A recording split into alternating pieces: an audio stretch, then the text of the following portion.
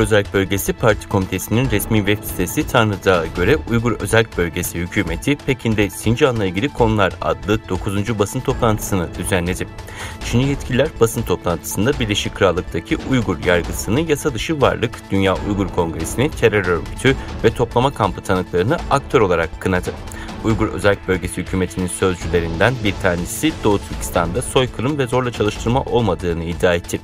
İngiltere'nin Londra kentinde kurulan bağımsız bir Uygur mahkemesi 4-6 Haziran tarihleri arasında duruşma yapılacağını duyurmuştu. Gözlemciler Çin hükümetinin ifade duruşmasından birkaç gün önce özel bir oturum düzenlenmesinin ve Uygur yargısına yasa dışı bir varlık olarak yönelik saldırılarının Çin hükümetinin duruşmadan derinden şaşkına döndüğünü gösterdiğine inanıyor.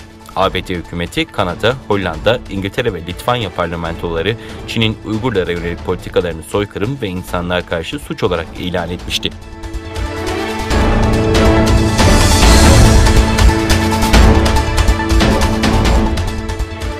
Geçtiğimiz birkaç yıl içinde Doğu Türkistan'da hayatın her kesiminden milyonlarca insan sözde sosyal istikrar ve asayiş bahanesiyle keyfi tutuklamalarla karşı karşıya kaldı. Aynı zamanda birçok Uygur kadrosu da keyfi suçlamalarla Çin Komünist Partisi'nde sadakatsizlikten içeri alındı.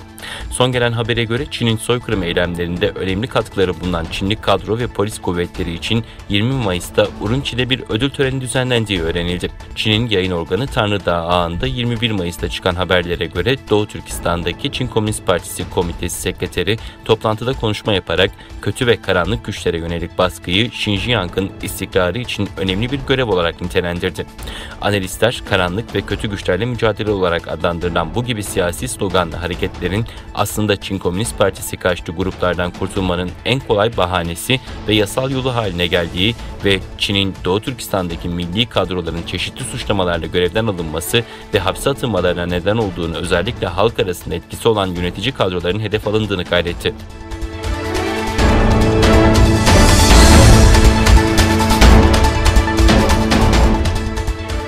Voice of America'nın haberine göre ABD'li bir senatörün Çin'in zorla çalıştırmayla ilgili deniz ürünleri ithalatını yasaklamak için Çin rekabet yasasını değiştirmeyi planladığını bildirdi. Habere göre ABD Senatosu Finans Komitesi Başkanı geçen yıl Ticaret Bakanlığı ve Dışişleri Bakanlığı tarafından yayınlanan ortak bir rapora dayanarak ABD İnovasyon ve Rekabet Yasası'nda bir değişiklik olarak deniz ürünleri maddelerini tanıtmayı planladığı ve meclise yasa teklifi sunacağını açıkladı. Açıklamada Çin'e ait olan ve Çin bayrakları taşıyan balıkçı gemilerinin dünya çapında hareket halinde olduğu Çin'in zorunlu çalıştırmayı balıkçılık endüstrisinde de uyguladığı ileri sürüldü. ABD'li senato üyesi senatonun tasarıyı bu hafta geçirmesinin beklendiğini söyledi.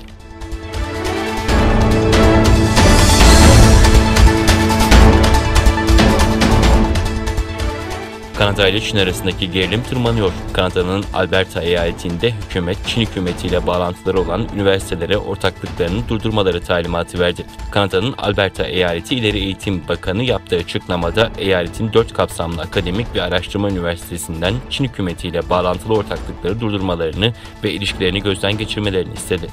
Hükümet olarak ortaklıkların Çin ordusuna ve istihbaratına yardımcı olacağından endişe duyduklarını ifade eden bakan, talimatın eyaletteki 4 üniversiteye gönderildiğini söyledi. Kanada bu yıl 23 Şubat'ta federal parlamentodaki oylamada Çin'in Uygur Türkleri ve Müslüman azınlıklara karşı uygulamalarını soykırım olarak ilan etmişti.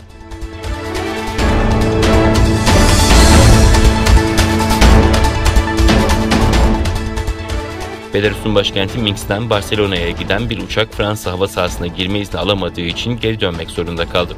Belarus Dışişleri Bakanlığı sözcüsü Fransa'nın bu kararını hava korsanlığı olarak nitelendirdi. Polonya Hava Servis Sefer Hizmetleri Ajansı sözcüsü Reuters'a yaptığı açıklamada uçağın pilotuna Fransız hava sahasının engellendiğine ve girişte sorun yaşayabileceğine dair bilgi verdik. Bunun üzerine dönme kararı aldı dedi. Avrupa Birliği, Belaruslu gazeteci Roman Protasevich'in gözaltına alınmasını kınayarak yeni yaptırımlar uygulanması ve bu ülkeye ait havayolu şirketlerine AB hava sahasıyla havaalanlarını kullandırmama kararı almıştı.